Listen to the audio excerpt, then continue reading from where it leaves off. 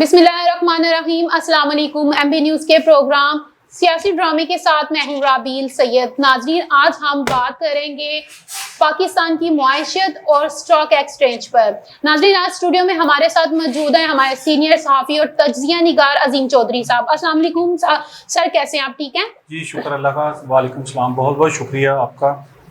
Sir, मैं आपसे पूछना चाहूंगी, पाकिस्तान की मुआइशत इस वक्त कहाँ खड़ी है? जी, बहुत शुक्रिया आपका इस एक अहम मौजू पे बात करने का, मुझे भी बुलाने का इसमें।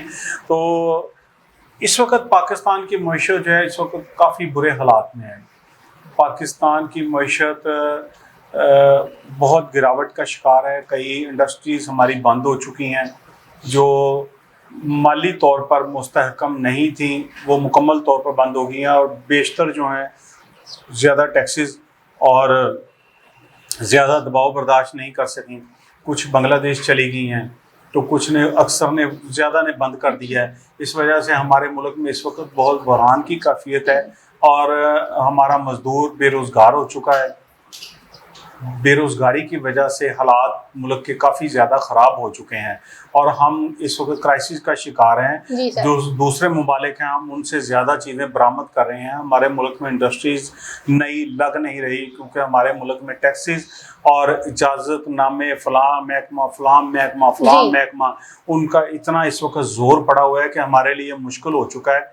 हमारे जो इस वक्त ताजर हैं, जो इंडस्ट्रियलिस्ट हैं, उनके लिए कि वो इस काम को आगे बढ़ा सकते हैं और हमारा इसी की जद में हमारा मज़दूर, हमारा जो काम करने वाला है, वो इसी की जद में आ चुका है और बेशतर लोग इस वक्त वावेला कर रहे हैं। कई जो इंडस्ट्रीज़ हैं टेक्सटाइल, वो बंद हो गई हैं। आप देखें कि अब ये अखबार की इंडस्ट्री थी, इस पे बहरान आ चुका है। बेशतर नहीं, तकरीबन 100 में से 90% के अखबारात जो बंद हो चुके हैं क्योंकि कागज़ बहुत महंगा हो चुका है। ये इंडस्ट्री भी बंद हो चुकी है। अभी कुछ दिन पहले एक बहुत बड़ा अदारा बंद हुआ जिसका काफ़ी शोर मचा, जिससे काफ़ी बहरान पैदा हुआ। हमारे कई साफ़ी भाई बेरोज़गार हो चुके हैं और उसके साथ ही आपने देखा कि सितारा टेक्सटाइल एक बहुत बड़ा नाम था, वो भी बंद कर दी गई।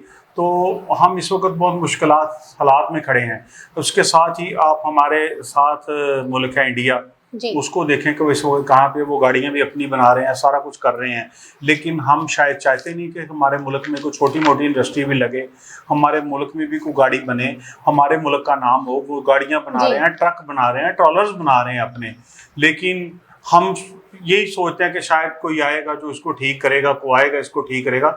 सबसे ज़्यादा ज़रूरत है हमारे इंडस्ट्रियलिस्ट को मजबूत होने की, उनको टैक्सेस में छूट दी जाए।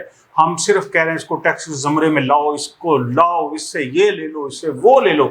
हम उनको कोई रिलैक्सेशन दें, हम उनको रिलैक्स करें ताकि वो रिलैक्स हों, कारोबार बढ़े और वो इस मुल्क को टैक्स दें। वो देंगे, वो देना चाहते हैं, लेकिन हुकूमत को चाहिए कि उनको आसानी दे। जी, प्रोग्राम को आगे बढ़ाते हुए चौधरी साहब, मैं आपसे पूछना चाहूंगी, पाकिस्तान की स्टॉक एक्सचेंज का क्या हाल है और दूसरे ममालिक के मुकाबले में हमारी करेंसी की क्या हालत है? असल में आपने देखा होगा कि रोज़ अखबारात में, चैनल्स में ये आ रहा है कि स्टॉक एक्सचेंज ने सारे रिकॉर्ड तोड़ दिए, बहुत ऊपर चली गई, ये हो गया, वो हो गया, लेकिन इसका कोई आम बंदे को कोई फ़ायदा नहीं मिल रहा। आम बंदा गिरावट में जा रहा है, स्टॉक एक्सचेंज चाहे ऊपर में जा रहा है, पर आम बंदा गिरावट में जा रहा है। आप देखें कि 100 रुपए से ऊपर जो घी है वो महंगा हो गया है, चावल महंगे हो गए हैं, दालें महंगी हो गई हैं। जिस दिन की आप स्टॉक एक्सचेंज को ऊपर का शोर मचा रहे हैं, उस दिन से सारी चीज़ें नीचे आ रही हैं। अभी आपने पेट्रोल महंगा कर दिया, 1.5 रुपया तकरीबन हुआ है। तो ये क्या, आप किस तरफ जा रहे हैं? अपने लोगों को कोई फ़ायदा देने के लिए आए दिन बिजली महंगी हो रही है, हर बिल पे यही बात आ रही है कि आज फिर इतना यूनिट महंगा, आज इतना यूनिट महंगा। अब आपने गैस की तरफ आना है क्योंकि सर्दी आ गई है, अब आपने गैस को भी महंगा करना है। तो पानी को तो आपने पहले ही माशाल्लाह कर छोड़ा है, काफ़ी महंगा कर छोड़ा है। तो ये देखना है कि हमारी स्टॉक एक्सचेंज इस वक्त किस सूरत हाल पे है। वो उसके ऊपर जाने से कोई आम बंदे को फ़र्क पड़ता है? तो अगर किसी को फ़र्क नहीं पड़ता, तो मैंने कई लोगों को, मैं मादर के साथ ये कहना चाह रहा हूँ, कई लोग कह रहे हैं स्टॉक एक्सचेंज ऊपर चली गई तो भाड़ में जाए, हमें उससे क्या फ़ायदा। जी सर, मैं आपसे पूछना चाहूंगी, पाकिस्तान की स्टॉक एक्सचेंज को बेहतर बनाने के लिए हुकूमत को क्या करना चाहिए? आप हुकूमत को क्या कहना चाहेंगे?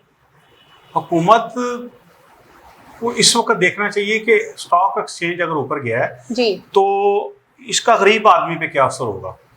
उनको रिलीफ देना चाहिए, गरीबों को रिलीफ देना चाहिए। पाकिस्तान में तकरीबन 96% से भी ऊपर लोग वो हैं जो मुतवस्सित तबके के हैं, जो वो मुश्किल अपना वक़्त चला रहे हैं, मुश्किल अपना चूल्हा चला रहे हैं, और सफ़ेद पोश लोग भी उसी में आ जाते हैं। तो हुकूमत को सिर्फ ये देखना चाहिए कि इन लोगों को भी साथ लेकर चलना है। ये पाकिस्तान है, ये पाकिस्तानी है, ये हमारा हिस्सा है। प्रोग्राम को आगे बढ़ाते हुए आपसे पूछना चाहूंगी, दूसरे ममालिक के मुकाबले में हमारी करेंसी की क्या हालत है? हमारी करेंसी का तो जैसे पंजाबी में पठाई बात है, वो साहब हो गया है। तो अफगानिस्तान का 1 रुपया और हमारे 4 रुपये 15 पैसे, इंडिया का 1 रुपया और हमारे 3 रुपये 35 पैसे, यानी कि उनके 1 रुपया लेने के लिए हमें 3 रुपये 35 पैसे देने पड़ते हैं, फिर उसका हमें 1 रुपया मिलता है। और चीन तो चलें तरक्की में हमसे बहुत आगे है, तो अगर उनका 1 रुपया हमने लेना है तो हमें तकरीबन 39 रुपीज़ 39 रुपये देने पड़ते हैं। श्रीलंका भी इस वक्त उनकी करेंसी हमारे से कुछ फ़र्क है कि अगर हम उनका तकरीबन 1 रुपया लेना चाहते हैं तो हमें 1 रुपया तकरीबन बराबर हम उनके इस वक्त हो चुके हैं। अमेरिका का जो 1 रुपया $1 हम लेना चाहेंगे तो हमें 277 रुपये 50 पैसे तकरीबन 278 रुपये देने पड़ेंगे। बांग्लादेश, जिसको हम बिल्कुल ही नहीं किसी खाते में गिनते थे, हमारा हिस्सा था, लेकिन हमसे इतना आगे गुजर चुका है, अब हमने उनका 1 रुपया अगर लेना है तो हमें 2 रुपये 32 पैसे हमें देने पड़ेंगे, यानी कि हम उनसे काफ़ी पीछे हैं। इसी तरह सऊदी अरब का 1 रियाल लेने के लिए 72 रुपये 58 पैसे, यानी कि तकरीबन 73 रुपये हमें देने पड़ेंगे। दुबई भी इसी तरह हमसे आगे है, तो हम इस वक्त बहुत पीछे हैं।